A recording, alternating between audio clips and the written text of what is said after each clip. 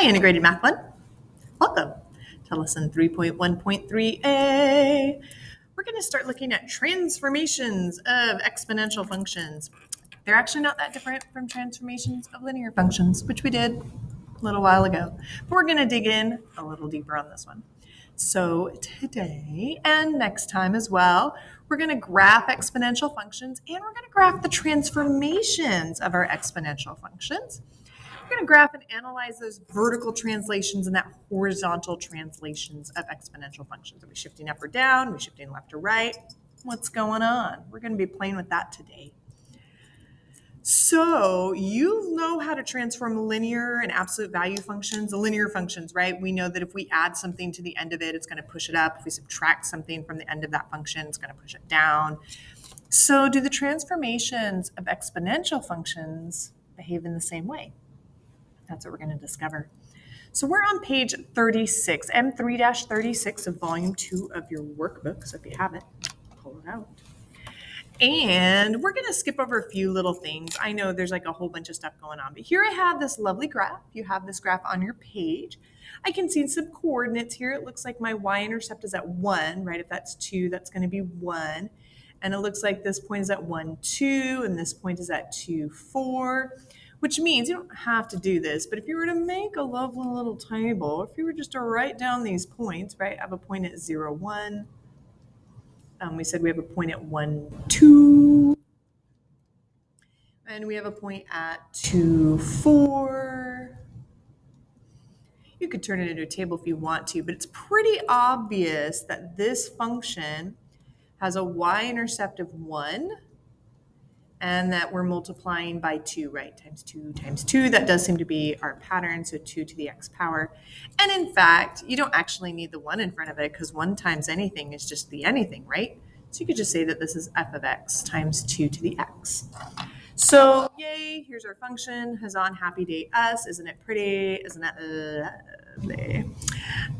We go a little further though. Can you just take a moment and write down what the horizontal asymptote of this graph is? Hit pause, write it down, hit play when you're ready to check your work.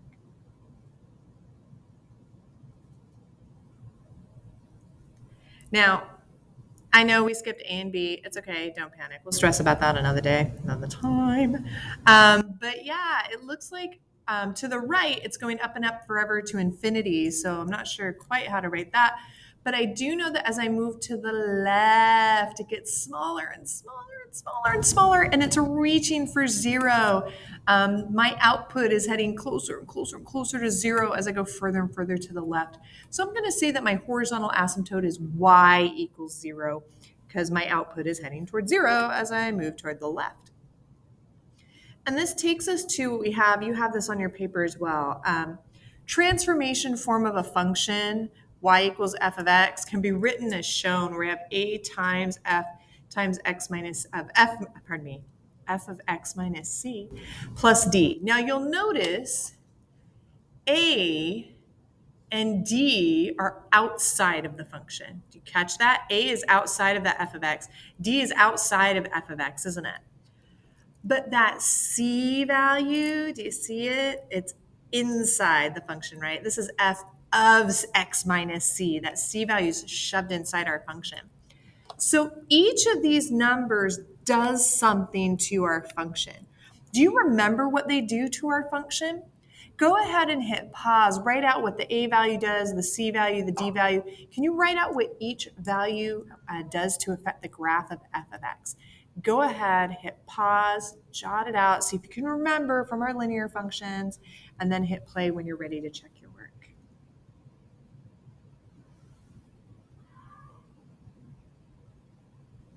So I started with A and D because those were the easy ones for me to remember, and then I came around to C. A I remembered because I'm multiplying, right? If you multiply by 5, you're going to make it bigger, you're going to stretch it out. If you multiply by half, you're going to squish it down, make it smaller. So I said that the a value will vertically stretch or compress our function, right? It's going to stretch it or it's going to shrink it depending on what we're multiplying by. The d value, well, if I'm here and I add 5, I'm just going to go up 5. Or if I subtract 4, I'm just going to go down 4.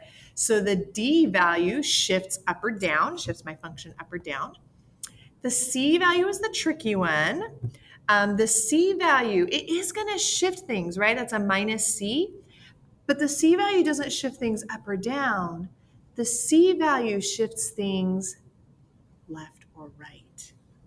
Yeah, the C value shifts things side to side because it's inside my function. And so it actually shifts things left or right or left, whichever you prefer. And we'll play more with that C value. We will play with that C value a bit more on next time. We're really going to focus on that D value though today. So over on page 37, you have three exponential functions, h, s, and t. Now h we already saw, right? We already saw the graph of 2 to the x power. That was the one that we were just looking at on the previous page. But now I have s of x, which equals 2 to the x power plus 3. I have t of x, which equals 2 to the x power minus 3.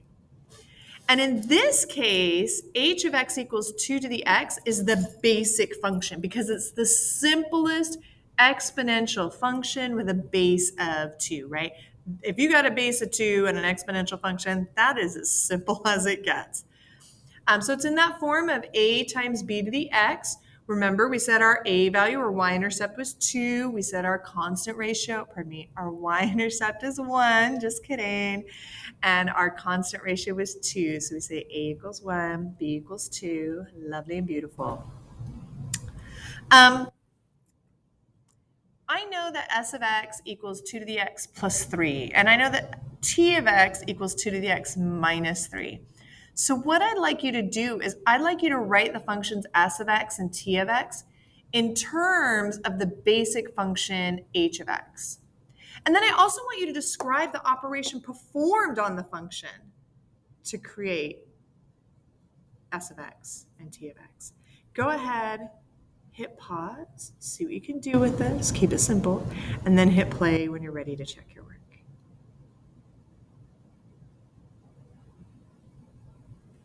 So we said, I'm just going to make a little note up here. We said that h of x was the basic function, right?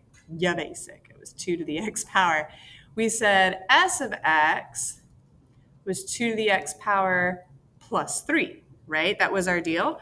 So fine, I can substitute in. Instead of 2 to the x power, I can just substitute in h of x. So I can say that s of x is actually h of x plus 3. What about t of x? Well, we said t of x was 2 to the x power minus 3. I bet you know exactly where this is going now. And of course, again, I can substitute in. Instead of 2 to the x power, I can substitute that with h of x. So I'm just going to slide my basic function right back in there. So I can say that t of x equals h of x minus 3.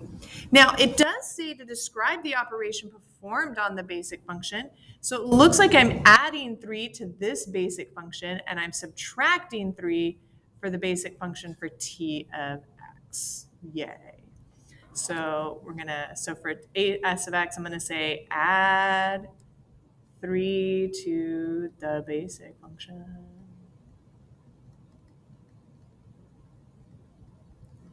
And for t of x, I'm going to say subtract 3 from the basic function.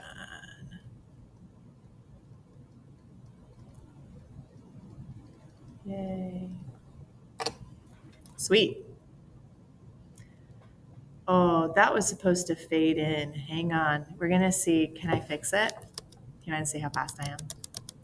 I'm not very fast. But we'll pretend like I am, okay? We're going to see if I can fix this. I'm going to hit that, and I'm going to be like, do that. All right. I fixed it. So explain how you know that the graphs of s of x and t of x are vertical translations of the graph of h of x. Go ahead and hit pause, jot down your thoughts, hit play when you're ready to keep going.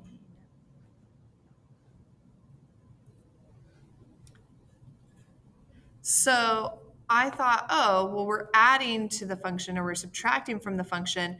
That's going to affect the output of the function, right? So all the y values of the graph are going to vertically shift up or down, right? That's what they're going to do, all those y values. So what we're going to do now, real quick here, we're going to sketch and label the graphs of each function and identify key points. Now I'm a little sad that they just gave you this, that they didn't actually like give you a proper graph.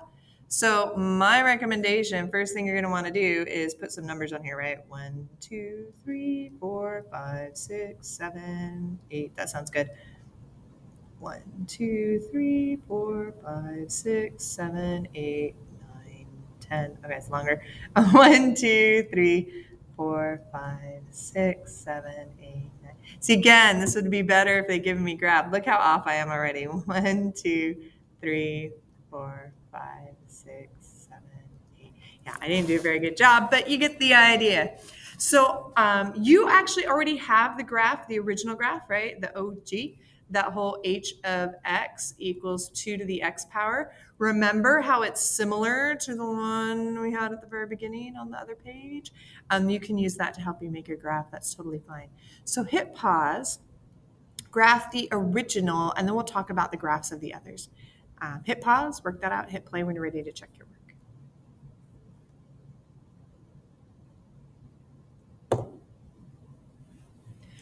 Now, if you use the graph from earlier to help you graph it here, that's totally fine. There was also a lovely little hint.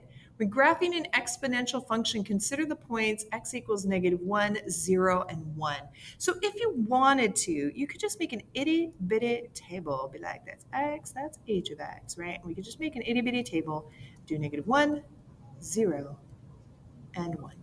Just to give an idea of what's going on. So if I plug in a -1, well, 2 to the -1, that's equal to 1/2. If I do 2 to the 0 power, anything to the 0 power is 1. Okay, cool. And of course, 2 to the 1 power, well, that's just 2. And now I can plot these points, right? I can say, okay, -1 only goes up 1/2, 0 goes up to 1, and 1 goes up to 2. And you can already see we're getting that kind of curve going on, right? 2 would go up to 4. You can go further if you want to. You could certainly do more points if you wanted to. But you get the idea. This is not a very good graph, but you get the idea. All right, there's the original, h of x. I'm even going to label it h of x. Let's do the others. I want a different color. So if I do s of x, right? We said s of x was h of x plus 3, right? That was our deal. And again, if you want to write it as 2 to the x plus 3, that's fine. So what happens? Well, that means all of these points are going to be, or they're going to move up, or you could say shift up, move up 3 units. So all I'm going to do is I'm just going to take each of these 3 points that we made, and I'm just going to go up 3 units. So instead of 1/2, it'll be 1/2, 2.5, 3.5. And there we go. There's my new point for S. Same thing with this guy. I'm just going to go up 3. 1, 2, 3. Oh, there's my new point. And this guy's going to go up 3. 1, 2, 3. And if you did more, you could go up. This guy is going to go up 1, 2, 3. You get the idea. So here we go. We're swooping. And we're swooping. Again, not perfect, but you get the idea. There's s of x. So what do you think is going to happen when you try to do t of x? And you can hit pause if you want and try it on your own. That's totally cool. I'm just going to grab another color.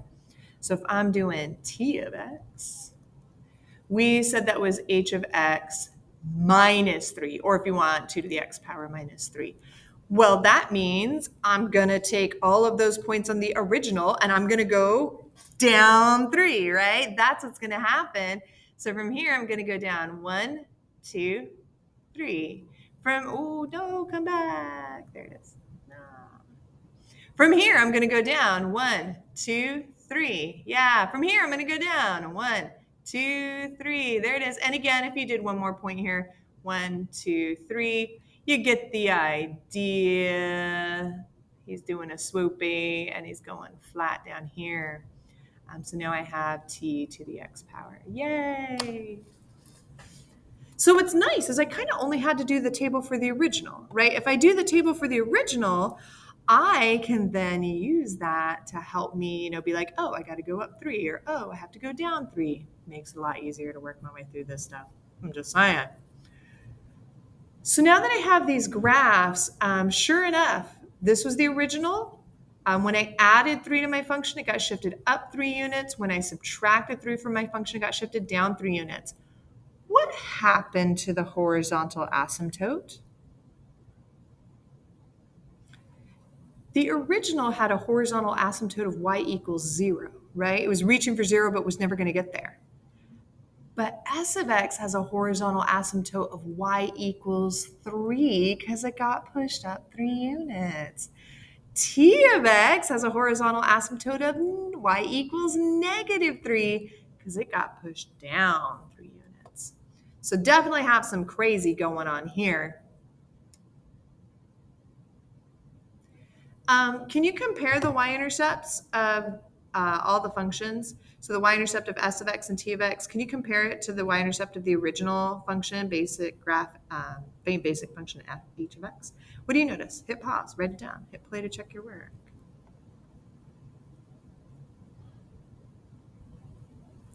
I don't know about you guys. Oh, I didn't write it in there. I don't know about you guys, but I noticed the, actually, I'm going to come back to the red. The y-intercept of s of x was 3 more than h of x. And of course, if you look at your graphs and the lovely y-intercepts you made, the y-intercept of t of x was 3 less than h of x. We just talked about the asymptotes, the horizontal asymptotes. Can you make a quick note on that as well? Hit pause, write down what we were talking about earlier, and then hit play when you're ready to check your work.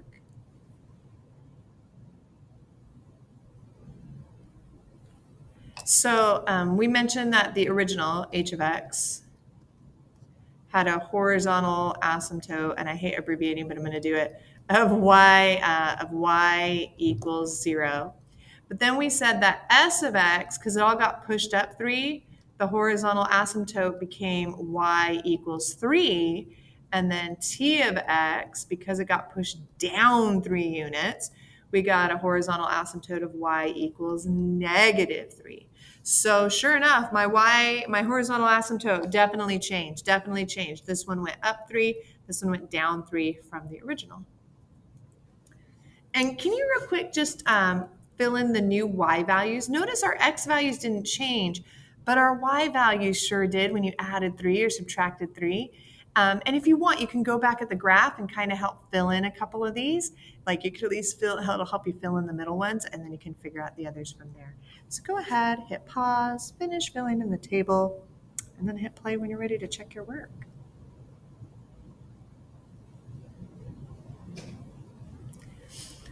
So I realized that this plus 3 meant we were adding 3 to our output. We're adding 3 to our y coordinate.